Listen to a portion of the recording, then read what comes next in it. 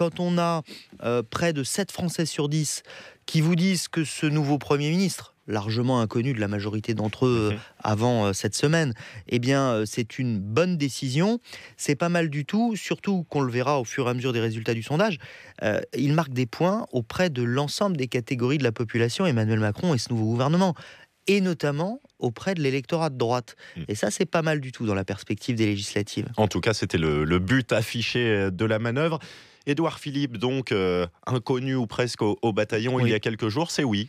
Édouard Philippe, c'est oui, c'est une bonne décision à 69%. La semaine dernière, pour France Info, sur notre sondage hebdomadaire, on avait regardé le Premier ministre rêver. C'était pas du tout lui, parce que les Français ne le connaissaient évidemment pas, mais c'était quelqu'un que connaît bien Édouard Philippe, c'était Alain Juppé. Donc d'une certaine manière, on n'a pas pu annoncer aux Français la prise Alain Juppé, on leur annonce une prise plus jeune, plus nouvelle, et qui en même temps s'inscrit dans sa filiation et fait beaucoup de mal aux Républicains. L'accueil est très bon aussi auprès des sympathisants LR.